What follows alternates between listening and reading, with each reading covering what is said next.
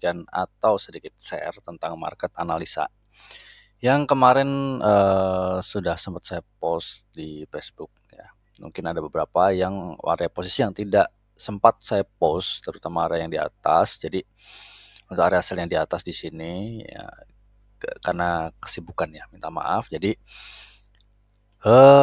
saya akan mulai lagi untuk menjelang ADP dan NFP. Nanti malam kita ada news ADP kalau nggak salah ya, hari Rabu ya, berdepan dengan May Day ya, tanggal 1 Mei 2024.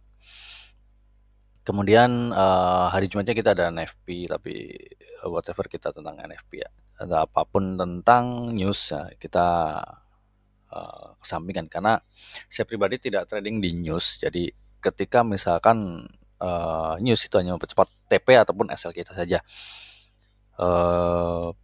Kemarin kita punya plan di sini ya untuk sell XAU USD, ya, market XAU USD. Area pertama kita, area agresif kita itu kena SL dan masuk harga area konservatif kita. Dan masuk dan target itu TP3, which is selesai TP3 tadi malam sudah selesai ya. Oke, kita bisa hapus di sini karena kita sudah selesai di sell kita di sini. Nah, kita sekarang hilangkan gambar dulu.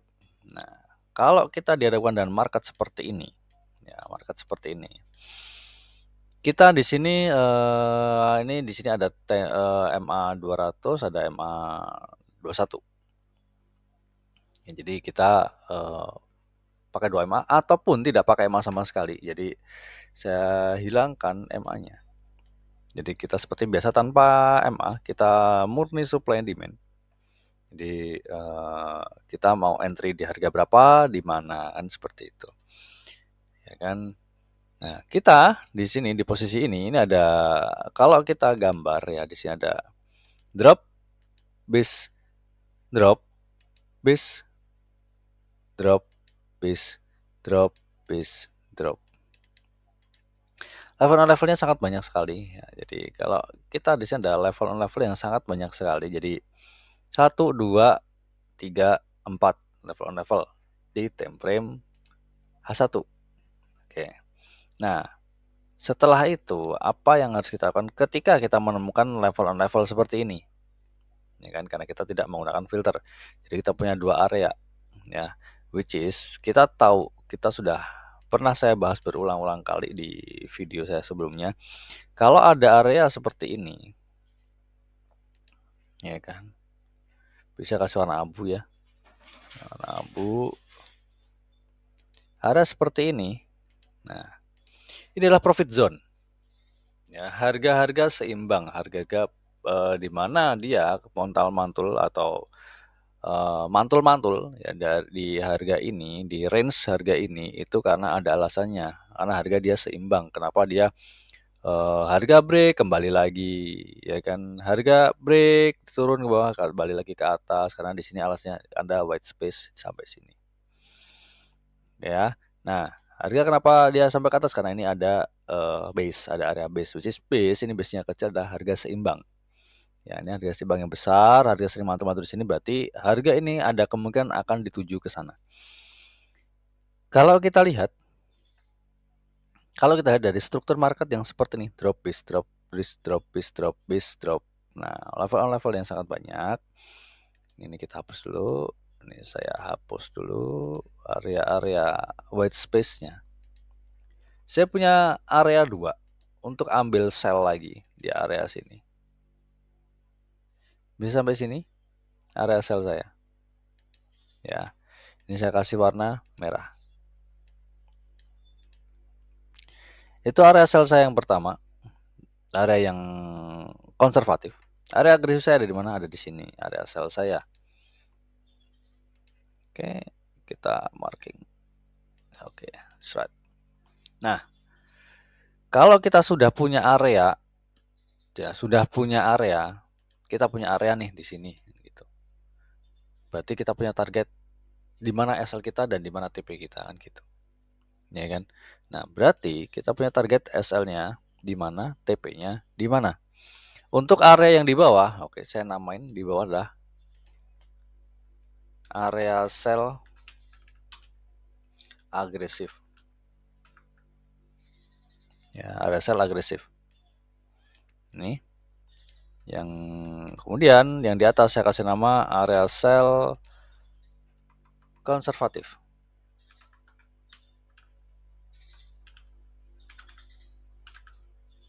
Ya, oke. Jadi ini area yang jauh lebih safe dibanding dengan area yang di bawah. Kemungkinan SL-nya akan jauh lebih besar agresif dibandingkan konservatif, kemungkinannya. Jadi seperti itu.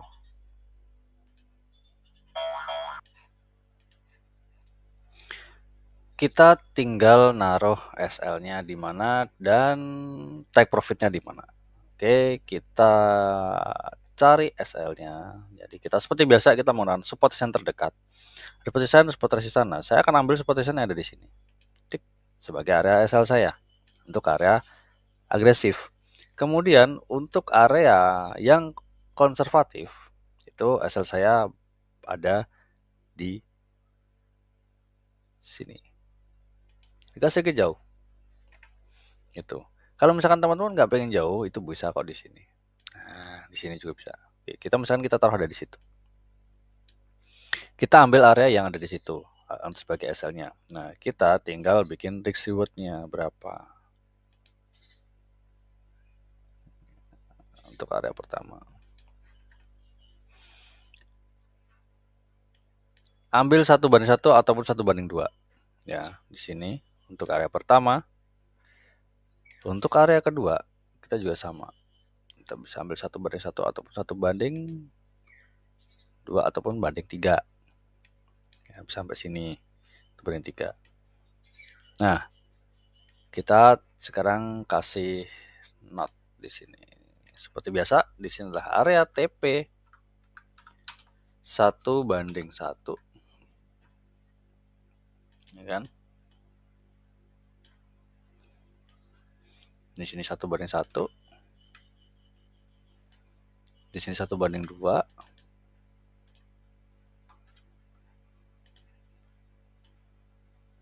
2, 1:3.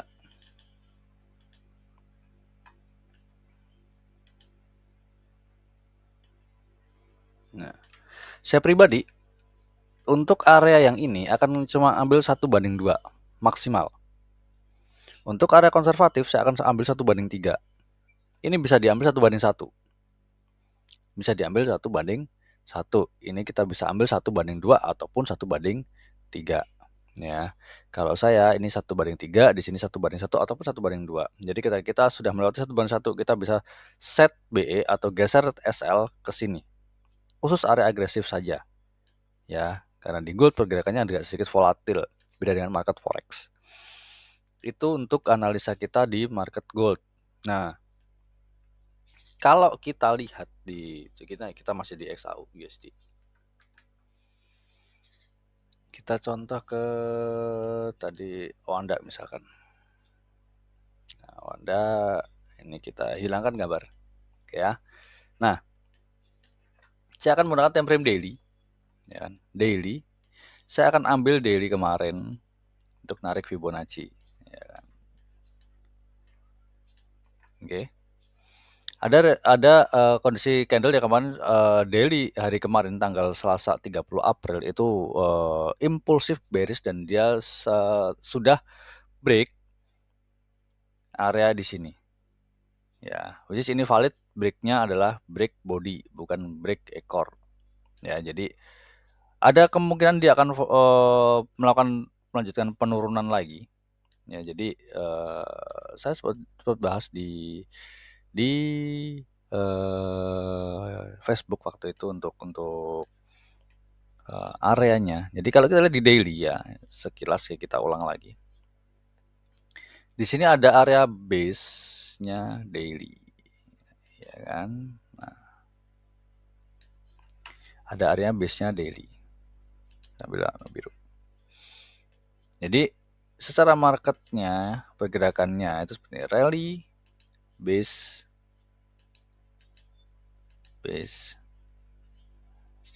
rally. Kurang lebih seperti itu. Ya kan?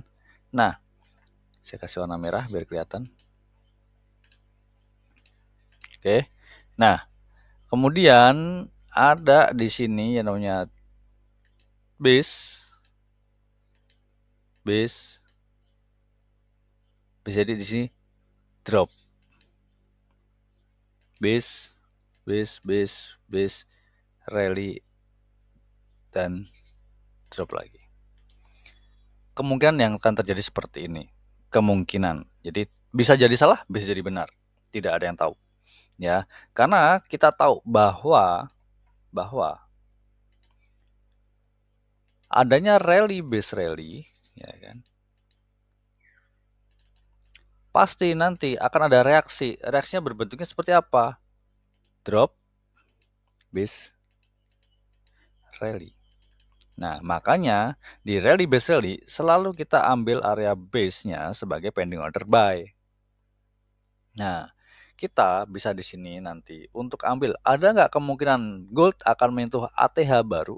Mungkin beberapa bulan kemudian, beberapa minggu kemudian kita tidak tahu. Atau beberapa hari kemudian kita juga tidak tahu. Ya kan? Nah, kalau saya hilangkan di sini, ada kemungkinan gold akan turun di sampai area biru yang ada di sini. Jika dengan catatan di sini ada key level atau area kunci yang jadi kita bisa patokan. Kalau area ini break, ya, dia akan melanjutkan penurunan sampai di sini. Jadi di sini ada drop, base, drop, base, drop. Oke ya. Ada kemudian area ke sana. Baru setelah itu harga akan rally, base, rally lagi untuk ATH terbaru. Bisa jadi. Kita tidak ada yang tahu. Jadi kita harus pasang pengaman, kita tahu harga itu akan bergerak kemana secara plan. Jadi kenapa kita harus punya plan? Jadi plan itu penting untuk melakukan analisa pergerakannya. Harga kembali ke situ, mantul dari situ, itu pasti ada alasannya. Ya, kalau kita lihat secara panjang kemarin, kalau kita ke marketnya, ini adalah area base-nya daily besar. Ini sudah pernah saya bahas ya, di video saya sebelumnya, ya kan? Bahwa sampai sini, gold waktu itu kenapa harga up? Dia sedang break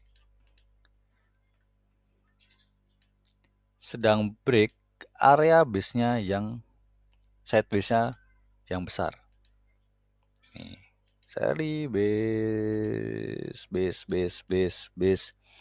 rally, ya kan? Dia break area yang harga itu seimbang di secara time frame daily, bukan time frame yang kecil. Kita berbicara time frame besar. Baru dia ada lagi rally base rally lagi. Kita bisa sebut tadi level on level. Jadi di sini kita bisa tarik kesimpulan, ada kemudian gold akan menuju area sini. Kalau ini kita hapus, ya. Kita di sini punya swing low, swing high. Ya, biasa kita pakai Fibonacci. Ya kan, ini saya ganti dulu sebagai Fibonacci premium zone. Oke, tarik dari 0. Nolnya ada di sini, titik paling bawah. Kita bisa gedein untuk biar harganya pas. Nah, oke.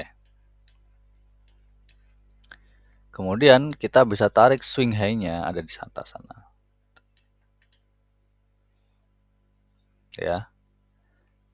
Kita tahu bahwa area di sini adalah area premium 618. Ya kan? Saya pertanyaannya, Mas tadi kan dari sini. Oke, kita tarik dari situ nggak apa-apa. Ya. Tapi ingat, yang namanya swing low, swing high adalah titik terendahnya dulu. Tapi kalau kita mau narik dari harga yang ada di sini, oke kita tarik aja. Dia masih masuk ke range 618 sampai 786. Ya. Oke ya, jadi clear.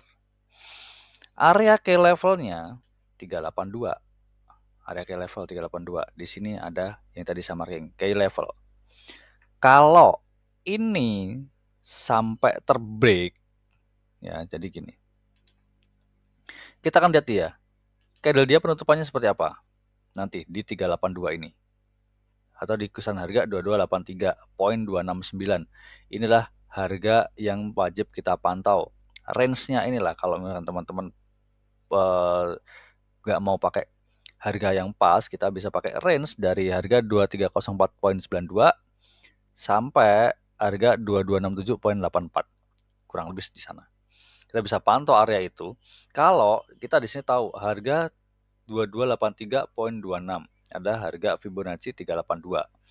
Kalau misalnya candle tak break di sini, kemudian body ya, catatan ini body break, kemudian dia nggak sampai break body di area 382.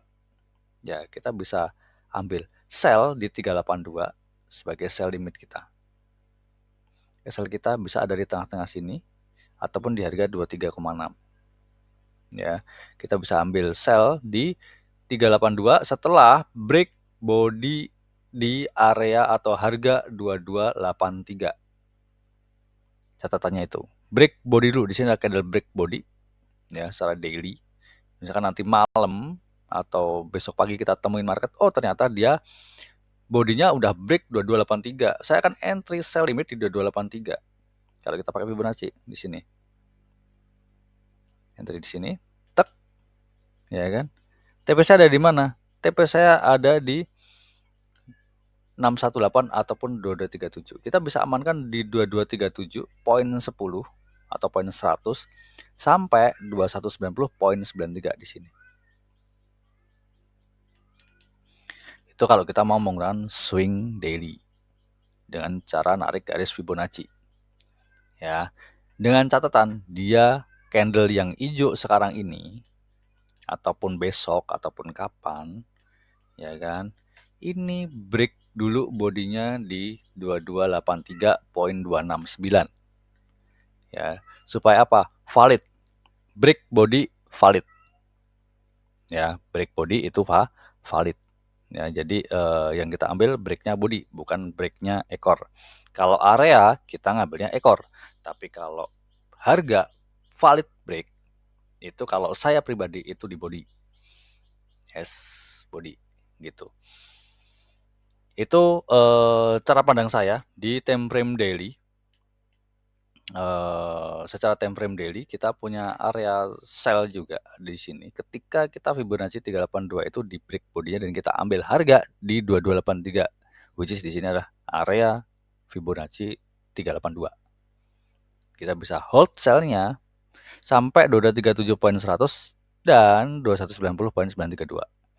Kalau teman-teman punya dana, misalkan punya ada dana entry yang bisa diambil lotnya minimal 0,02 ya. Jadi misal teman-teman punya saldo 100 dolar, jangan 100 dolar, 200 dolar.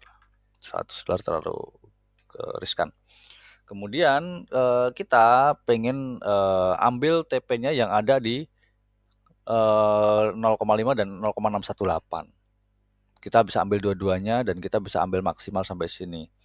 Ya kan? Berarti saya harus pakai lot itu 0,02 secara totally.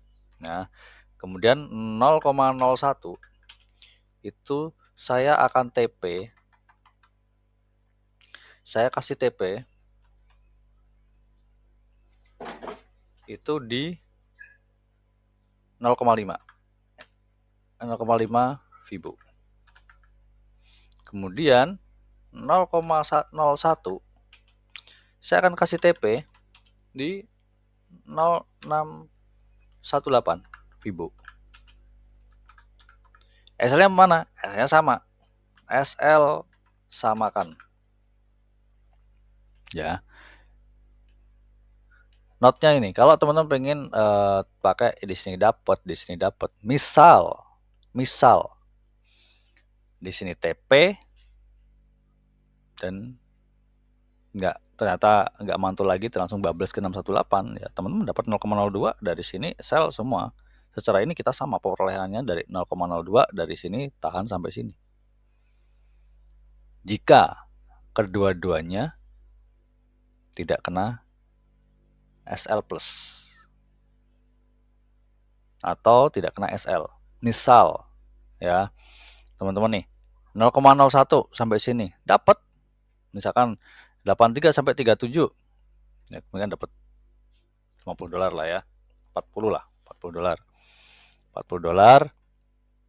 Misalkan dapat 40 dolar. Ya berarti dapatnya 50, ya 40 dolar, hampir 50 lah. Dapat sini, dapat 40 dolar. Yang dari atas sampai sini, dari 2283 sampai 2190, ya dapat 100 dolar. Jadi kurang lebih dapat 150. Tapi kalau teman-teman tahan semuanya 0,02 dari atas sampai bawah, yang tadinya di sini 100 dolaran dapat langsung 200, selisih 50. Karena apa? Kita ambil save ada di sini satu. Ya. Jadi kita ngilangin satu doang. Oke, kalau misalkan kena SL ya sama, risk kita 0,02. Yang kita ambil sama kan adalah risk-nya. Reward-nya jika dua-duanya TP di sini dan di sini hanya selisih sedikit. Ya. Bisa dipahami. Oke, itu cara kita menggunakan ya sedikit cara ngakalin supaya kita dapat dua-duanya. Itu yang bisa saya dapat sampaikan untuk market XAUUSD. Kita punya bayangan-bayangannya kenapa kita ambil sell di sini, ada alasnya ini. Ya. Kemudian contoh. Kita gunain yang lain. Contoh kita pakai Pepperstone. Ya, kita hapus dulu areanya. Kita ambil di daily. Ya kan? Nah,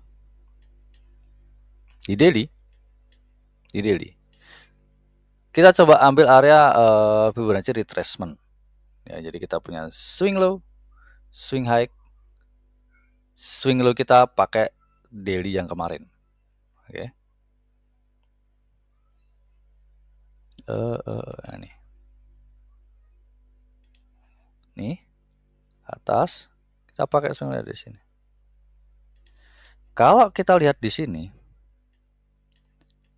ada kemungkinan nggak dia akan up sini? Bisa, yang tadi saya bilang, kalau 318 tidak terbreak atau key level ini tidak break. Key level ini bisa jadi pantauan arah buy sampai mana? Sampai 618, 2462.36. Ya, makanya tadi saya bilang ini adalah area pantau kita. Kalau tadi area 382 itu di break oleh body yang ini tadi, nah ada kemungkinan dia akan break sampai ke base yang ada di sini.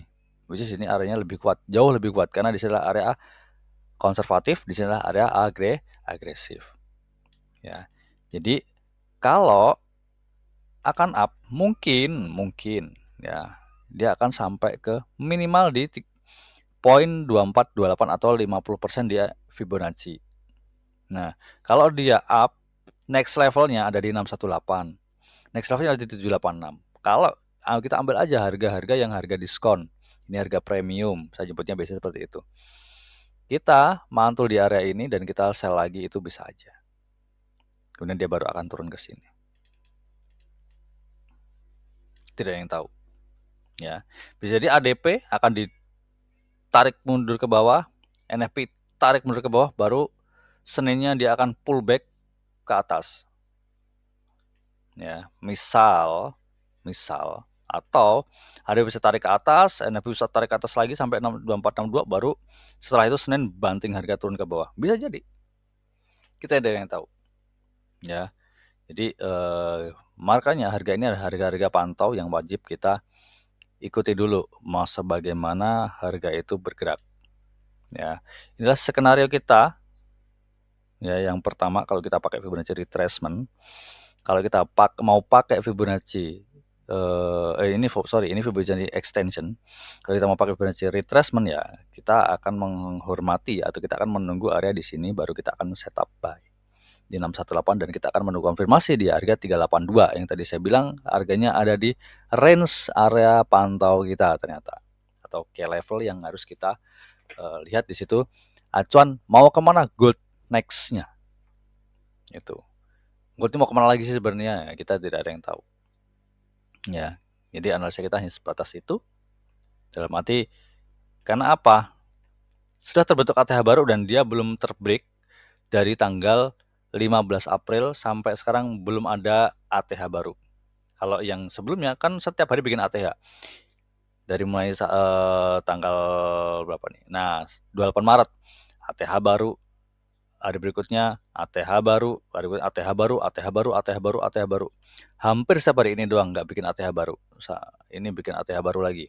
Ini bikin ATH baru. Ini terakhir baru tanggal 15 April selesai bikin ATH baru. Dari 28 Maret. 2 minggu selalu bikin ATH baru. Ya, saking volatilnya gold waktu itu. Jadi ya hati-hati dengan market gold. Jadi market yang kadang bisa membuat kita cepat punya banyak dolar dan kita membuat kita kadang sering hilang dolar dengan cepat kalau kita nggak punya batasannya. Jadi so hati-hati teman-teman untuk di gold, volatilnya agak lumayan. Jadi amankan dana supaya nyaman tradingnya. Oke ya. Nah, itu aja yang bisa saya sampaikan untuk analisa market XAUUSD menghadapi ADP nanti malam dan NFP hari Jumat. Ya, NFP hari Jumat itu bisa teman-teman pantau di harga-harga itu yang sudah saya jelaskan di mau pakai Fibonacci ataupun supply and demand itu harga nggak jauh beda dan harga ada di situ-situ saja. Ya, mau dengan cara apapun harga ada di situ-situ aja. Tapi ketika kita narik Fibonacci, harga ada di situ. Kita narik yang namanya supply and demand, harga ada di situ. Jadi ya harga sudah ketahuan dia akan mantul kemana, harganya arahnya akan kemana. Tapi tinggal kita punya skenario atau 1 dan skenario 2 kah yang berjalan, kan seperti itu. Ya. Itu ya, terima kasih teman-teman. Selamat pagi, sampai ketemu di video saya selanjutnya. Kalau video saya bermanfaat, silakan teman-teman share ke teman-temannya supaya tidak tersesat di dunia pertradingan ya, karena banyak kadang oknum yang tidak bertanggung jawab memberikan share-share analisa yang kenapa harga di situ tidak ada alasannya. Tapi saya tahu bahwa yang di YouTube itu juga bagus sih. Jadi ya bisa dijadikan patokan, tidak harus benar dimanapun itu, tidak ada yang tahu market akan kemana dan saya tidak mengklaim bahwa diri saya itu paling benar, enggak. Karena market bukan punya kita hanya follow market. Itu aja, selesai. Terima kasih. Wassalamualaikum warahmatullahi wabarakatuh. Bye-bye.